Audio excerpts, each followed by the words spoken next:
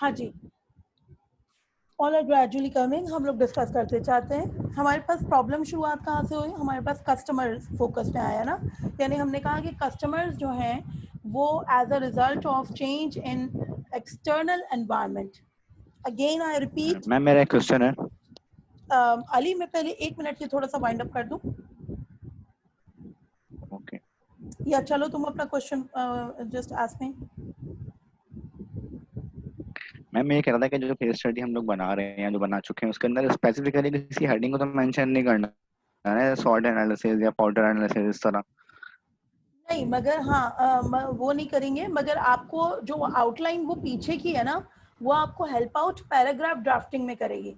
यानी ये कि सॉर्ट एनालिसिस जब हम उसकी हायरार्की पुरानी देख रहे हैं, तो आप बगैर हेडिंग्स को जॉट डाउन किए हुए यहाँ पे आप ये तमाम चीज़ें नहीं। हाँ, अगर कोई आप स्पेसिफिक आपको लग रहा है कि कोई ऐसी चीज़ इंपॉर्टेंट है, तो आप हेडिंग्स को इंक्लूड कर सकते हो। आप केस स्टडीज देखो, कोई सिरे से बगैर हेडिंग की होती है, किसी में आपकी हेडिंग्स ड्राफ्ट हुई भी होती हैं।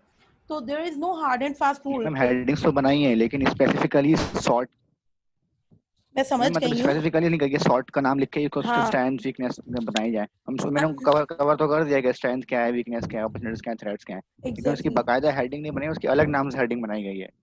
हाँ, मतलब वो चीज़ आप देखते हो कि अगर आपको ज़्यादा ज़रूरी पड़ रही है स्ट्रेंथ एंड वीकनेसेस ऑफ, तो मतलब या फिर आप किसी चीज़ को स्पेसिफिकली हाईलाइट करना चाह रहे हो, तो इट्स अप टू यू। आप उसमें हेडिंग्स डाल सकते हैं और पीओडीज के नाम से डाल सकते हैं, स्ट्रेंथ एंड वीकनेसेस के नाम से डाल सकते हैं। सॉर्ट वो एक आपको एक पूरा, उसने आपको एक आउटलाइन दी है, ताकि आप स्टेप बाय स्टेप आप एक एक उसको, एक एक पॉइंट को, एक एक पार्ट को एक्सप्लेन करते जाएंगे, बगैर हेडिंग या विद हेडिंग।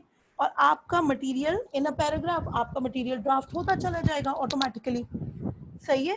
अच्छा, यहाँ पे जैसे हम लोग बात कर रहे हैं ठीक है कि मैम। इसकी ना, हमारे पास प्रॉब्लम कहाँ से स्टार्ट हुआ? एक्सटर्नल एनवायरनमेंट चेंज हुआ।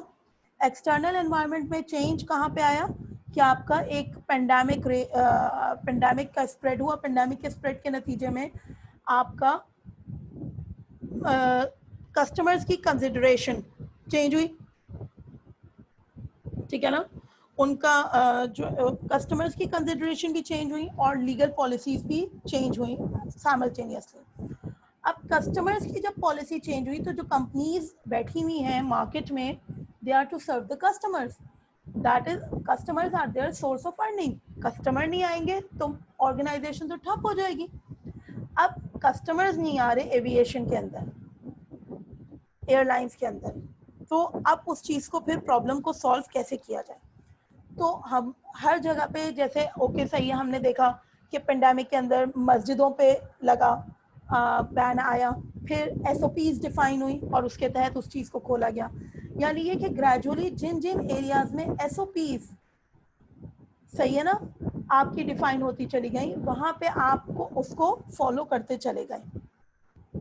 एविएशन में हमने कहा ओके, प्रॉब्लम आई, लोगों ने, कस्टमर ने, क्योंकि ट्रैवलिंग करेंगे तो travelling was the biggest source of the spread of virus accumulation from other passengers from other countries. उसकी वजह ये कि आप accumulated isolated environment में आप लोगों के साथ जो है वो टाइम स्पेंड कर रहे होते हो और एयर कंडीशनिंग वगैरह में, और वहाँ पे वो चीज़ वापस आपको प्रॉब्लम कर सकती है। अब उसके तहत लोगों ने फातिमा बतूल, ठीक है, उसके तहत लोगों ने, कैन यू हियर मी, उसके तहत लोगों ने फिर क्या किया? अब यस एयरलाइन, मैम, आ रही है आवाज। अब फॉर एग्जांपल, अब अगला प्रॉब्लम क्या आया? कस्टमर को वापस लेकर आने के लिए उन्होंने एयरलाइन के अंदर उन्होंने कहा हम 3-3 सीट पे एक बंदे को बिठाएंगे। सिंपल, ऐसा कहा। फिर अच्छा, एयरलाइंस में नॉर्मल ट्रैवलिंग एक्सपीरियंस हमारा ये कहता है, हम जाते हैं, बैठते हैं, चीज़ें हमें ब्लैंकेट्स ये वो तमाम चीज़ें मिलती हैं, ठीक है ना, और उसमें फिर हमें खाना भी मिल रहा होता है, और फिर हम लोग अपना जो है वो, जाहिर है आप 4, 5, 6, 7 आवर्स, डिपेंड्स कितना आप लॉन्ग ले रहे हो। जाहिर है लॉन्ग, अगर बहुत लॉन्ग आपका वो है, बहुत लॉन्ग अगर आपकी ट्रैवलिंग है, तो उस सूरत के अंदर आप जो है वो खाना आपको खाना ही खाना है हर सूरत, बार बार आप डिहाइड्रेट हो रहे होते हो। एयरलाइंस की जनरल पॉलिसी ये कहती है कि you are not allowed to carry water with you, liquids with you, beverages with you, ठीक है ना। आप खाना चीज़ें और ये तमाम चीज़ें ऑन बोर्ड आप इतना आराम से नहीं लेके जा सकते ड्राई स्टफ के अलावा, ऐसा है या नहीं है। अब अगर मैं ये पाबंदी लगा रही हूँ कि, तो इसका मतलब ये कि एयरलाइंस ही खाना प्रोवाइड करेंगी, और अब अगर एयरलाइंस खाना प्रोवाइड करेंगी तो वो एयरलाइंस का जो प्रोवाइडेड खाना है वो उस चीज़ को लेके कस्टमर कितना कंफर्टेबल है कि मैं बाहर का कोई भी बंदा मुझे इस वक्त खाना दे। Getting my point. प्लस मैं जिस जगह बैठ रही हूँ, अब वहाँ पे वो ब्लैंकेट्स या ये वो तमाम, अब क्या है, पहली चीज़ तो ये आई कि आपने 3 सीट्स पे एक कस्टमर को बिठाया, नतीजतन वो जो आपका एयरक्राफ्ट जो लेट्स से 600 लोगों को अगर एकोमोडेट कर रहा था, वो अब कितने लोगों को एकोमोडेट करेगा, वो अब कितने लोगों को 200 लोगों, 200 लोग। ठीक है ना।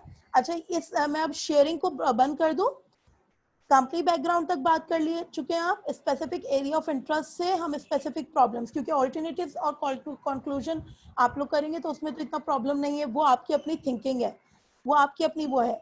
प्रॉब्लम यहाँ आ रही है जहाँ पे आप क्या कह रहे हो स्पेसिफिक, ये आपने सारा सिनेरियो पब्लिश्ड सोर्सेज से उठाया, opening paragraph, company background, specific area of interest और स्पेसिफिक प्रॉब्लम, ये आपका काम है, और फिर ऑल्टरनेटिव और कंक्लूजन आप जो सोचते हैं कि किस तरीके से क्या किया जा सकता है। अच्छा अब 200 लोगों को जब अगर एक एयरक्राफ्ट एकोमोडेट कर रहा है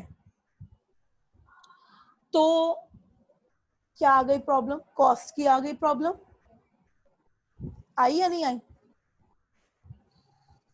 मेरे पास जो है वो 600 लोगों से जितनी इनकम होती थी, राउंड ऑफ में अगर मैं बात करूं, 600 लोग 1 लाख रुपए अगर मुझे दे रहे थे या 50,000 मुझे दे रहे थे, मैंने कहा 600 लोगों की वजह से बड़ा एयरक्राफ्ट था, इकोनॉमीज अचीव हो रही थी, तो मैं आराम से मैं अपना 50,000 में मैं उनको ऑफर कर दे रही थी। अब 600 लोग अगर 50,000 दे रहे थे तो मेरा कितना अमाउंट बन रहा था, और अब वो स्ट्रेट कट डाउन हो गए 200 लोग हो गए। अब जब 200 लोग हैं तो मुझे अपने टिकट की कॉस्ट क्या करनी पड़ेगी, बढ़ानी पड़ेगी। प्लस मेरे जो पॉलिसी रूल्स पीछे थे, यानी मैं खाना पीना दे रही हूँ या नहीं दे रही हूँ, प्लस मटेरियल मुझे कुछ एडिशनल टेस्टिंग की कॉस्ट आ गई, ये तमाम चीज़ें आ गई। यानी ये कि मुझे अगर कस्टमर को लेकर आना है तो मुझे पहले तो उसको कॉन्फिडेंस देना है, और उस कॉन्फिडेंस को देने के लिए मुझे कॉस्ट इनकर करनी है। फिर कस्टमर को वो देते देते मेरे इंफ्रास्ट्रक्चर के प्रॉब्लम्स आए, उनको कोप अप किया तो एम्प्लॉय ट्रेनिंग और डेवलपमेंट और ये तमाम चीज़ों के प्रॉब्लम्स आ गए, ठीक है ना। फिर जब ये तमाम चीज़ें इंफ्रास्ट्रक्चर को देख रही हूँ तो मुझे सप्लाई सोर्स भी चाहिए, यानी मास्क का प्रोडक्शन कौन कर रहा है, और मेरा जो सप्लाई, फॉर एग्जांपल मुझे जो भी जिन लोगों के साथ कॉन्ट्रैक्ट था जो मुझे केटरिंग सर्विस एयरलाइंस के अंदर प्रोवाइड कर रहे थे, तो उनका टोटल क्वालिटी मैनेजमेंट स्टैंडर्ड क्या है, क्या वो पेंडेमिक के अंदर साफ सुथरे हाइजेनिक तरीके से खाना पीना पका के दे सकते हैं, उनकी वेरिएशन क्या कहती है। गेटिंग माय पॉइंट, बात समझ में आ रही है। अब क्या है, प्रॉब्लम के अंदर से प्रॉब्लम निकलती जा रही है, एक प्रॉब्लम फिर दूसरी प्रॉब्लम फिर तीसरी प्रॉब्लम।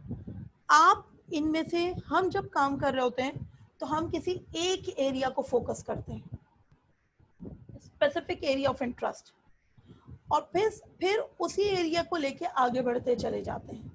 फिर हम कोशिश ये करते हैं कि बाकी तमाम चीज़ों को सिर्फ उस हद तक डिस्कस करें जिस हद तक हमारा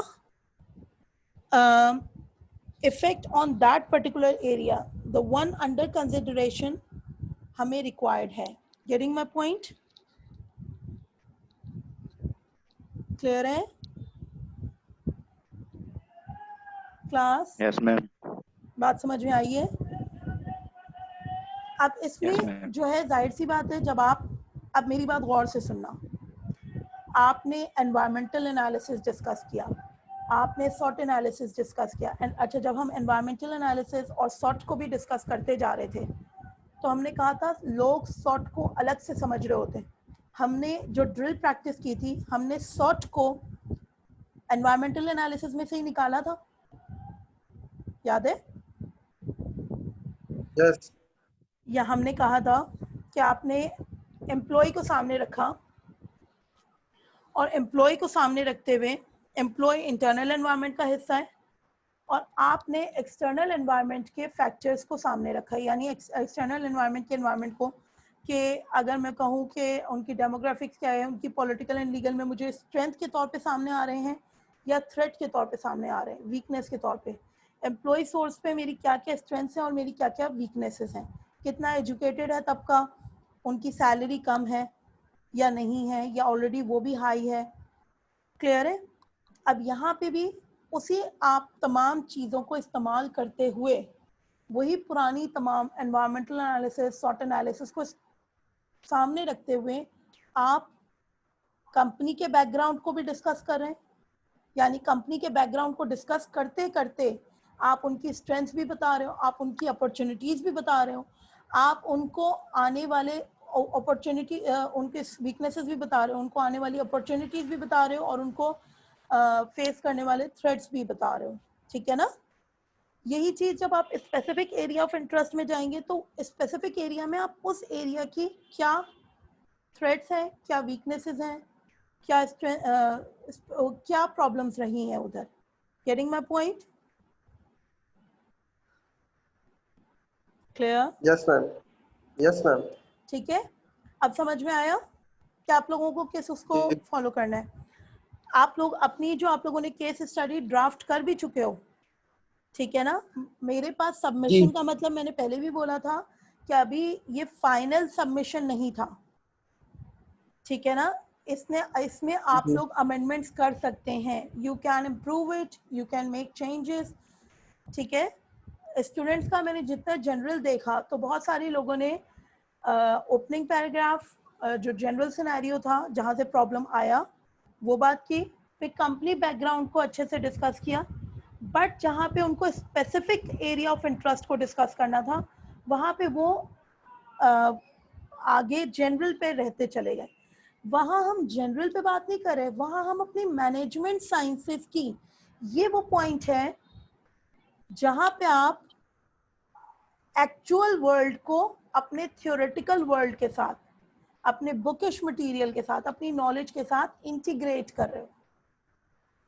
स्पेसिफिक एरिया ऑफ इंटरेस्ट यानी उस जगह से आप निकालते जा रहे हो अपने स्पेसिफिक प्रॉब्लम्स, अपने जो आपने थ्योरीज पढ़ी हैं उनको सामने रखते रखते, यानी ये प्रॉब्लम लीडरशिप में आ रहा है, ये प्रॉब्लम जो है वो रिसोर्स प्लानिंग में आ रहा है, प्रोक्योरमेंट में आ रहा है। Getting my point? क्लियर है? Yes ma'am. सही है। अच्छा, अब आप लोग जरा सा कोई चीज इसमें फर्दर शेयर करना चाह रहे हो आपके एयरलाइंस के केस को लेके? मैम एक सवाल ये पूछना था हम्म, कि लाइक जिस तरीके से मैम जो कि कभी बिजली का मसला, कभी इंटरनेट का मसला, अगर लाइक मैम अगर कोई इंसान कहीं पे प्रॉब्लम में फंसा हुआ और लाइक अगर असाइनमेंट में या किसी भी केस स्टडी किसी को सॉल्व करने में अगर इशू आ रही है तो मैम ये तो नहीं है ना कि किसी बार अच्छा खासा टाइम तक तो उसने कर लिया और जो बेचारा मसले में फंसा हुआ था तो उसके मार्क्स में मसला हो या किसी चीज़ का मसला हो तो मैम। अच्छा देखो बच्चे, मैंने कहा ना, मैं बार बार अपने स्टूडेंट से एक बात ये कह रही होती हूँ कि मैं खुद भी ज़ाहिर है इसी एनवायरनमेंट में रह रही हूँ और जो है मगर ये एक चीज़ ये भी है कि मैं ऑलरेडी आप लोगों को सफिशिएंट टाइम देती हूँ, ठीक है ना? सफिशिएंट टाइम से मुराद ये है कि अगर मैं बात कर रही हूँ, अब मैंने ये केस स्टडी की आपको आउटलाइन दी तो ये मैंने 3 हफ्ते पहले से दी हुई है, मगर मैंने अभी तक आप लोगों को सबमिशन, अब मैंने संडे को बोला था ना, वो भी 1.5 हफ्ते बाद। जी जी जी जी। सही है। अब 1.5 हफ्ते का मतलब 10-12 दिन जब आप बात कर रहे हो, 10-11 दिन, तो वो 10-11 दिन में लगातार तो इलेक्ट्रिसिटी का या खुदा ना खास्ता किसी चीज़ का प्रॉब्लम नहीं रहा है ना? Getting my point? जी ma'am. Even to be very honest, frankly speaking, अगर मैं बात करूँ तो हमने एजुकेशनल अपनी लाइफ में हमने खुद भी ऐसे प्रॉब्लम्स फेस किए हैं कि पूरा काम हम कर चुके होते हैं, आखिरी दिन इंटरनेट का भी प्रॉब्लम आ जाता है, इलेक्ट्रिसिटी का भी प्रॉब्लम आ जाता है और तमाम चीज़ों के प्रॉब्लम आ जाते हैं, मगर ये भी हमें मालूम है कि हम उन तमाम चीज़ों के लिए भागम दौड़ी कर रहे होते हैं और कैसे भी करके भागम दौड़ी कर रहे होते हैं तो वो pressure times actually defines us, that defines कि हम लोग किस हद तक, लिटरली मैं मजाक नहीं करी, मुझे मालूम है अगर आप लोग भी, हो सकता है आप लोगों ने भी, सबने फेस किए होंगे कि एन जिस दिन पीछे सारा काम स्मूथली हो रहा था और एन सबमिशन वाले दिन प्रिंटर भी खराब हो गया, या एन उसी दिन इंटरनेट भी, एक कंप्यूटर, 2 कंप्यूटर, 3 कंप्यूटर, लैपटॉप भी नहीं काम कर रहा, इंटरनेट भी नहीं काम कर रहा, सही है ना।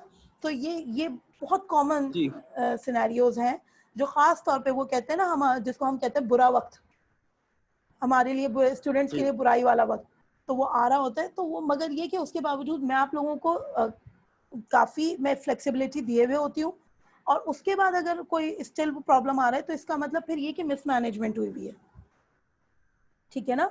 मिसमैनेजमेंट ये कि थोड़ा सा तो आप लोग कम से कम प्रिपेयर्ड रहे ना, पीछे से भी एक आध दिन पहले, सही है, एक आध दिन पहले अपना इस हद तक तो कंप्लीट हो। लास्ट मोमेंट पे वर्किंग अलग ही होती है और हो ही लास्ट मोमेंट पे रही होती है। अब पाकिस्तानी कौम है वो भी मुझे मालूम है, मगर ये कि उसके बावजूद पीछे बिल्कुल सिरे से कुछ काम नहीं किया हुआ, या 19-20 अमेंडमेंट तो मैं कर देती हूँ, मगर सिरे से आप अगर ये एक्सपेक्ट करो कि जी आपको बिल्कुल ही अलग से वो दिया जाएगा, तो वो प्रॉब्लम आ जाता है, ठीक है, क्लियर है। अभी भी जैसे मैंने आप लोगों से कहा ना, मैंने आप लोगों से लिया ज़रूर है, क्योंकि मुझे मालूम है कि अगर मैं ये अभी भी डेडलाइन नहीं देती तो काम अभी भी नहीं शुरू होता। काम कब शुरू होता है? सबमिशन डेट से 1 हफ्ते पहले। And correct me if I am wrong. नहीं मैम, बल्कि एक हफ्ते में से भी मैं ज़्यादा बोल रही हूँ, ठीक है ना। हम जो है वो सबमिशन डेट से हमें, मतलब बस हम अपने दिमाग के एस्टिमेशन के मुताबिक कर रहे होते हैं कि उससे पहले कितना टाइम काफ़ी होगा, बस ये काम करने के लिए 3 दिन पहले से काम शुरू करेंगे, हो जाएगा ये, ठीक है। तो ये चीज़ों को खैर हम लोग देख रहे होते हैं, हमें देखना होता है।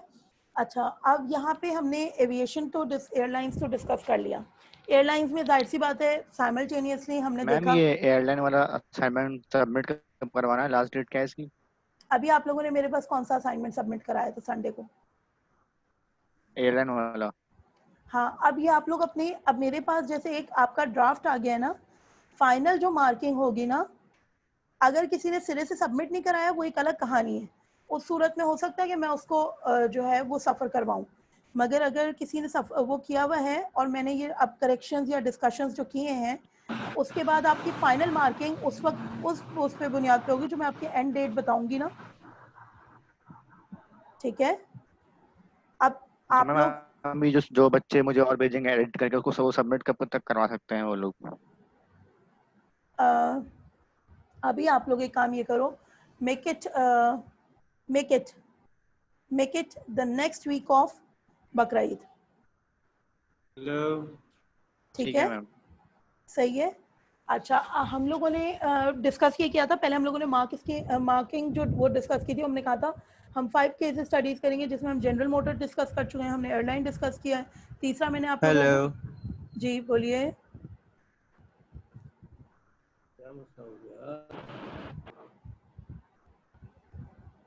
मैम अभी तक हमने सिर्फ जनरल मोटर को हमने सॉल्व किया था, उसके ऊपर क्या करना है? हमें उसकी भी केस स्टडी दोबारा बनानी है क्या? हाँ, उसको आप इस ड्राफ्ट के मुताबिक, क्योंकि देखो एक बात याद रखो अली, अगर मेरी बात गौर से सुनिएगा क्लास, हर बंदा, रिसर्च एक ऐसा मामला है, ठीक है ना, जिसमें हर बंदा अपना काम कर रहा होता है। केस स्टडीज एक ऐसा मामला है जिसमें हर बंदा अपना perspective, specific area of interest और स्पेसिफिक प्रॉब्लम जो आप आइडेंटिफाई कर रहे हो। हमने जनरल मोटर को डिस्कस किया था, मगर हमने सिर्फ एक केस स्टडी नहीं डिस्कस की थी, हमने उस एक केस स्टडी के अलावा हमने 4 और सोर्सेज से डाटा उठाया था, और हमने मज़ीद 6 चीज़ें और डिस्कस की थी, अगर आपको याद हो।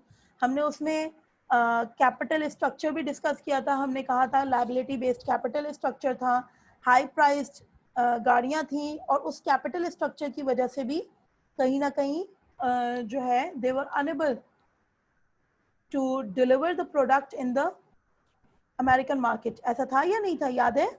नहीं मैम, ऐसा तो नहीं था। आमना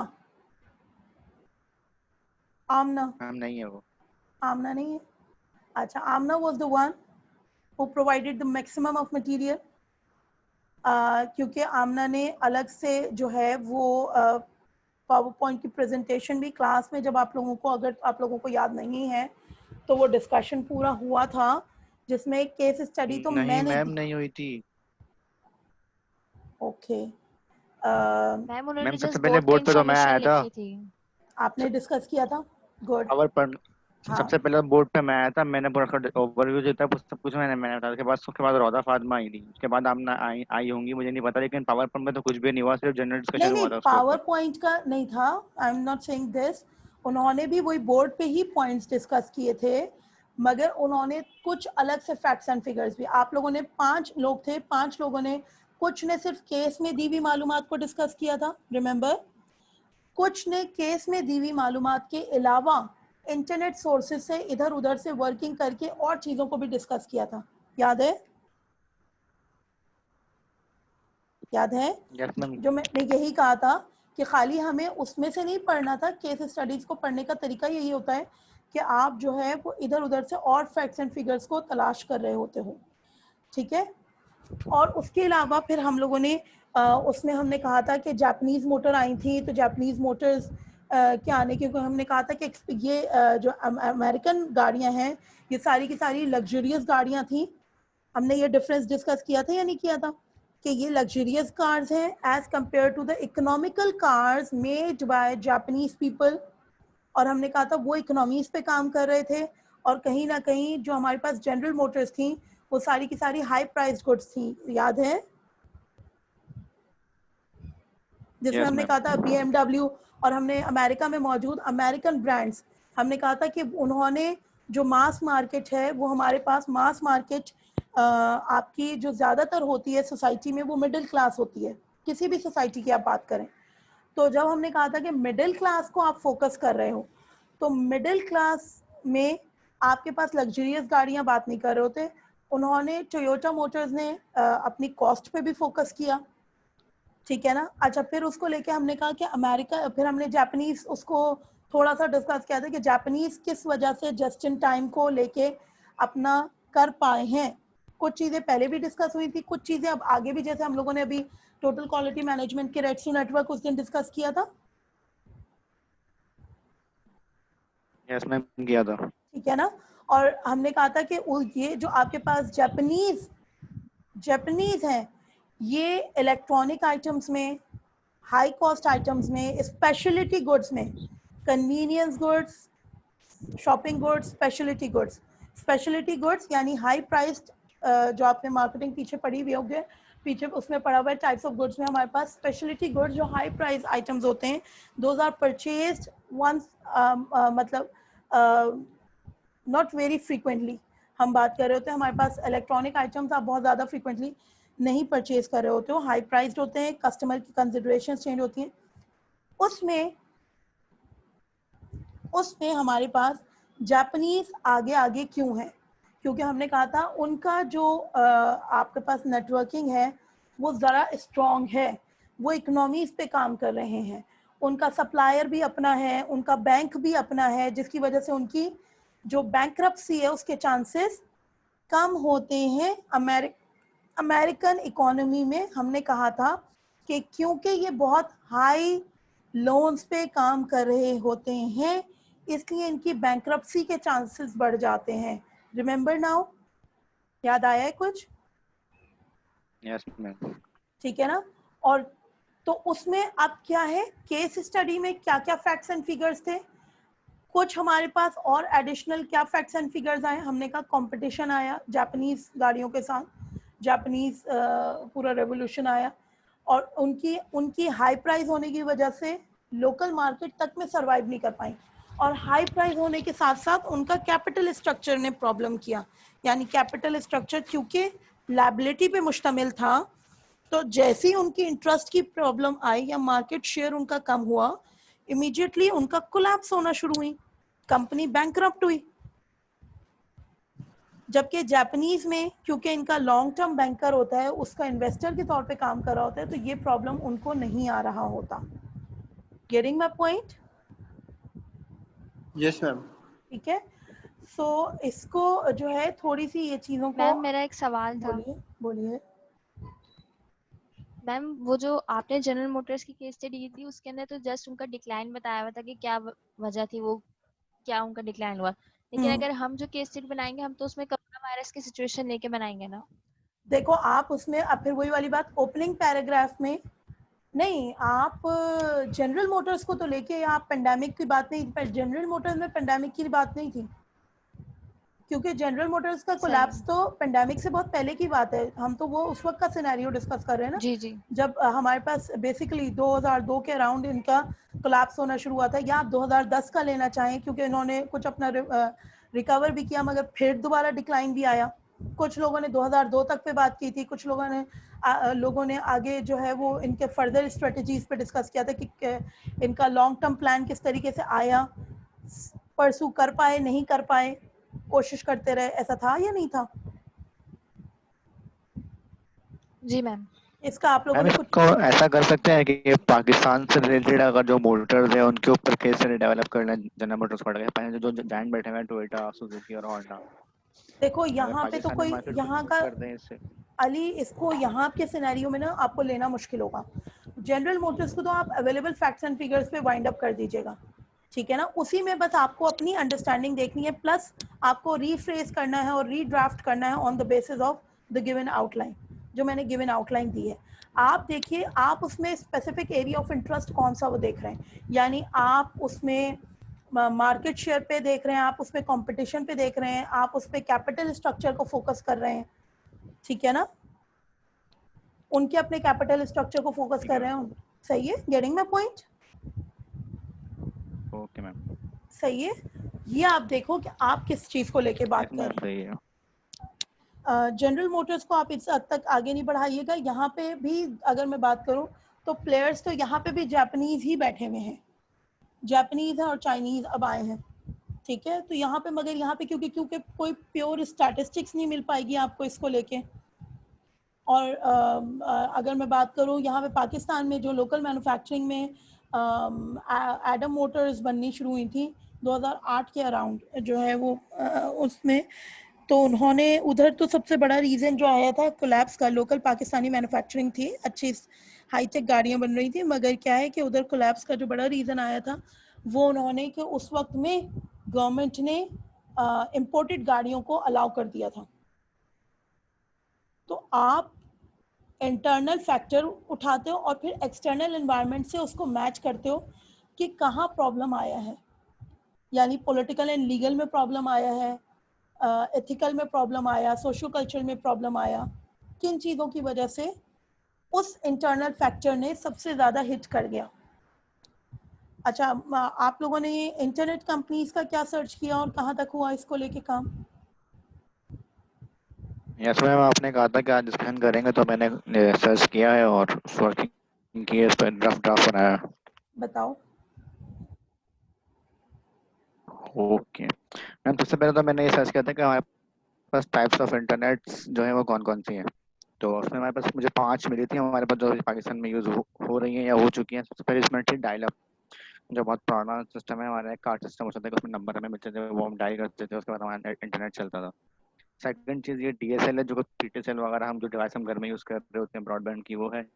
थर्ड जो है केबल नेट है, जो केबल जो प्रोवाइड करता है वही हमें केबल नेट प्रोवाइड कर रहा होता है। तीसरा जो है वो वायरलेस है, जिसके अंदर जो डिवाइसेस आती है ईवो, विंगल और जोंगो वगैरह की। और फिफ्थ है सेलुलर, इसके अंदर हमारे 3G और 4G जो है वो है। सही। अच्छा उसके देखो, बाद अब के इसमें अंदर भी मैंने एक आर्टिकल पढ़ा था। एक है मैं अली, इसमें भी देखो, अब कैटेगरी, इवन अगर कैटेगराइजेशन की मैं बात करूं तो पर्सपेक्टिव चेंज होने में कैटेगराइजेशन डिफरेंस कैसे होती है। हमने उस दिन जो डिस्कस किया था, हमने कहा था दो उसमें आ रहा होता है, एक आपकी ब्रॉडबैंड में आ रहा होता है और एक आपकी रेगुलर उसमें आ रहा होता है। अब यहाँ पे अगर मैं कैटेगराइजेशन इस बुनियाद पे करूँ कि वायरलेस मीडियम कौन सा और वायर्ड मीडियम कौन सा है, और आपका अगर कैटेगराइजेशन उस बेस पे कर रही हूँ, तो मैंने कहा एक आपके पास टेलीकम्युनिकेशन कंपनीज हैं और हमारे पास ब्रॉडबैंड कंपनीज हैं, ठीक है ना, क्लियर है। तो इट्स अप टू यू, आप किस चीज यस को मैम। किस तरीके से लेके वर्कआउट कर रहे हो। हमारा क्योंकि main emphasis was the sufferance of हम जो प्रॉब्लम डिस्कस कर रहे हैं वो किस में, इंटरनेट, आप टेलीकॉम सेक्टर में लेके बात कर रहे हो या ब्रॉडबैंड सेक्टर में बात कर रहे हो, ये भी आपके अपने ऊपर है। यानी आप ब्रॉडबैंड को लेके प्रॉब्लम्स को हाईलाइट कर रहे हैं या आप टेलीकॉम में किस तरीके से आता चला जा रहा है, टेलीकॉम में ग्रोथ कैसे हो रही है और आप उसके नतीजे में उनको प्रॉब्लम्स कहाँ पे कैसे आती चली जा रही हैं, इनको आप देखते चले जा रहे हो। टेलीकॉम का अपना थ्रेट है पेंडेमिक के नतीजे में। टेलीकॉम का थ्रेट अगर मैं बात करूं तो टेलीकॉम का सबसे बड़ा थ्रेट ये है कि इस वक्त वो चल ही, ब्रॉडबैंड का थ्रेट क्या है कि टेलीकॉम कंपनीज आई, उनका थ्रेट है कंपटीशन। टेलीकॉम का थ्रेट क्या है कि उन्होंने मार्केट शेयर ग्रैब तो कर लिया, मगर इस वक्त उनका सबसे ज्यादा जो इन्फ्लुएंशियल है वो उनका क्या है, इंटरनेट पैकेज। इस वक्त अगर वो सिर्फ कॉलिंग कार्ड्स पे बात करें तो इस वक्त कॉलिंग को कौन लेके काम कर रहा है, कॉलिंग कार्ड्स तो मेरा नहीं ख्याल कि इवन अगर मैं यहाँ पे पूछूं तो हम लोगों में से भी कोई कॉलिंग घर में बैठ के हमारी, और अगर जो व्हाट्सएप की कॉलिंग है तो व्हाट्सएप की कॉलिंग भी इटसेल्फ किस पे हो रही होती है, इंटरनेट पे हो रही होती है। यानी ये कि अगर मैं बात करूं कि टेलीकॉम के लिए पहले इंटरनेट एक साइज की सर्विस थी, मगर अब कहीं ना कहीं the sole survival of telecom industry is also based on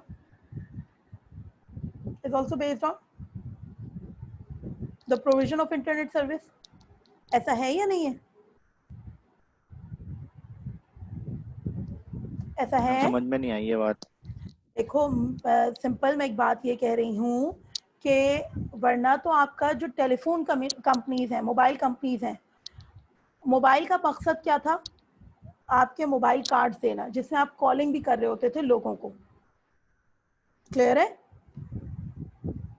अब पेंडेमिक के दिनों में टोटली लोगों ने इधर उधर कॉलिंग जो है वो अब कहीं ना कहीं टेलीकॉम कंपनीज, पहले अगर उनको को कॉलिंग पैकेज वो दे रहे होते थे या जो भी था, अब कोई कॉलिंग पैकेज कितना ले रहा है, या अब कॉलिंग पैकेज तो नहीं ले रहा ना, अब तो ज्यादातर क्या ले रहा है, इंटरनेट पैकेज ले रहा है, और उसी पे अब कॉलिंग आम फोन नंबर के बजाय व्हाट्सएप पे ट्रांसफर हो गई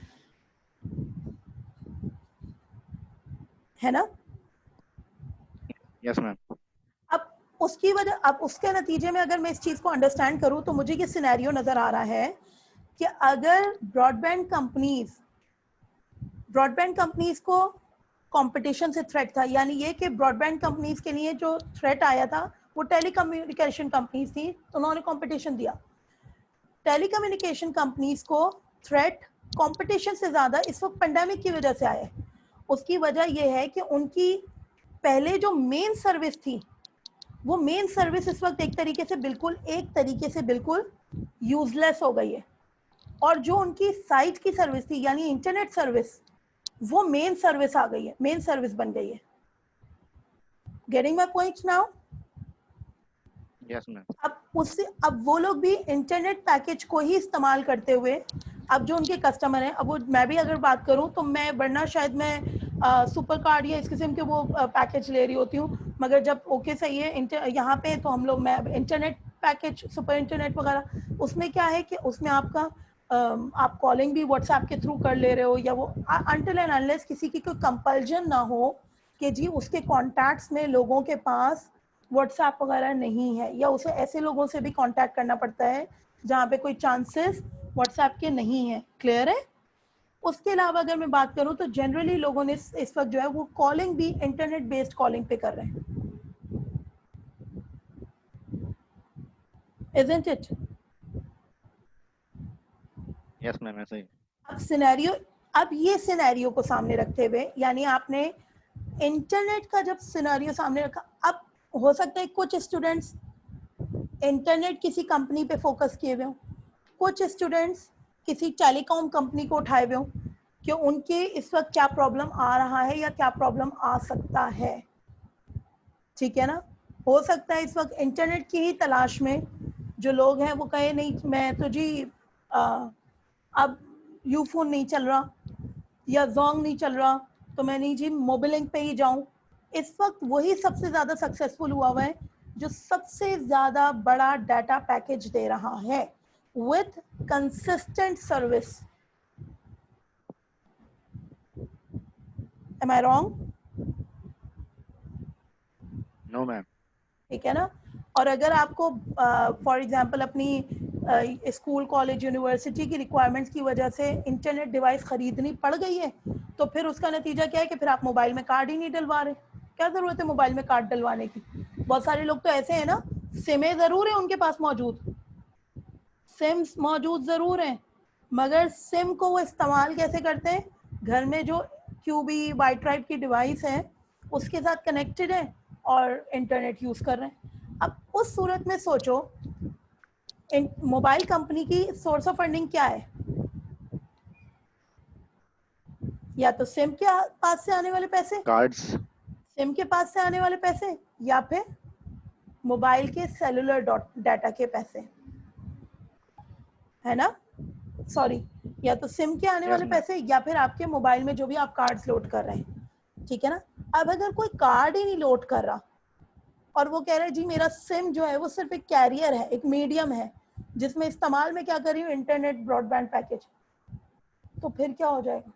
हो सकता है कल को मोबाइल टेलीकम्युनिकेशन कंपनीज जो है वो जो इंटरनेट को उन्होंने इंटीग्रेट किया था उसके लिए उनको प्रॉब्लम आती चली जाए, उसकी वजह से अगर उनका शेयर नीचे जाता जा रहा है। क्लियर? कोई प्रॉब्लम? तो मैम सिम पे अगर आप इंटरनेट यूज करें तो उसके भी तो चाहिए होता है ना बैलेंस वगैरह, तो लोग डलवाते हैं क्रेडिट कार्ड अपने फोन सिम के अंदर से भी तो पैकेज करवाते हैं सिम से। हाँ, मैं ये नहीं कह रही, मगर अभी आप लोग ही यहाँ पे हालांकि सिर्फ 16-18 लोग हैं, मगर अगर किसी के घर में इंटरनेट की डिवाइस है, इंटरनेट की डिवाइस है, लाइक मेरी यस। आप मोबाइल में डाटा पैकेज क्यों डलवाते थे? अपनी मोबिलिटी की वजह से ना, बाहर जाना है, बाहर जाके भी इंटरनेट तो होना चाहिए मोबाइल में।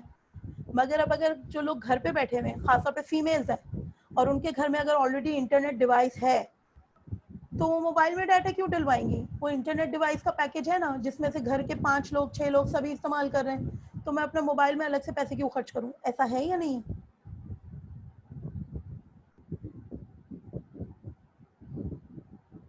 ऐसा है? मैम जरूरी तो नहीं है ऐसा। जरूरी नहीं है, मगर खुद लॉजिकली भी सोचो ना। ओके सही है, फीमेल्स आउट देयर कितने लोग हैं जो घर से बाहर जब जाते थे तो अपना कार्ड फ्रीक्वेंट डलवाते थे, और अब घर में हैं तो घर में किसी के, जिसके इंटरनेट डिवाइस किसके पास है घर में, क्यूबी या वाई ट्राइब की। लड़कों की इसलिए बात नहीं कर रही क्योंकि लड़कों की इस वक्त भी बाहर की मूवमेंट है, तो मतलब कहीं ना कहीं बॉयज़ की जब बाहर की मूवमेंट हो रही होती है तो वो कहीं ना कहीं आप ये होता है ना कि बाहर भी हैं तो आपको चाहिए डाटा।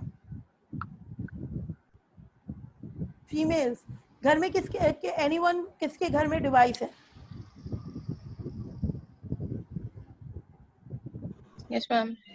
आमना, घर में अगर बच्चे जैसे डिवाइस है तो सिर्फ अगर अपने फैमिली के लोगों का कंजम्पशन पैटर्न देखोगे तो उस सूरत में डिफरेंस है या नहीं है? मैम बिल्कुल है, लेकिन आजकल तो I think due to pandemic internet services through broadband या ये जो हमारे पास लगे हुए होते हैं डिवाइसेस, इनकी और भी ज़्यादा बुरी होती जा रही हैं। तो इवन दो हमारे पास वाई ट्राइब की लगी हुई है एंड इवन जोंग की भी हम लगा रहे हैं, तो यूजुअली ये होता है कि पूरा पूरा दिन नेट नहीं चलता है या नेट बहुत स्लो होता है, तो अब मजबूरन हमें सेलुलर डेटा पे आना पड़ता है। अब ये भी अब फिर इसमें भी देखो एक और इम्पोर्टेंट चीज़ क्या है, किसके लिए आगे की जो सर्विस है वो कितनी इम्पोर्टेंट है। यानी हो सकता है घर में मेरे 5 लोग मौजूद हों और 5 में से मुझे क्लासेस की वजह से हर सूरत ये लेना है, मुझे अवेलेबिलिटी हर एक की श्योर शॉट रखनी है, डाटा की भी और इंटरनेट वाईफाई डिवाइस की भी, ताकि मेरी अगर कोई एक चीज़ प्रॉब्लम कर भी रही हो तो दूसरी चीज़ मौजूद रहे। आगे मतलब आपका सिनेरियो चेंज होता है ना, और उसकी इंपॉर्टेंस चेंज होती है, तो उसकी वजह से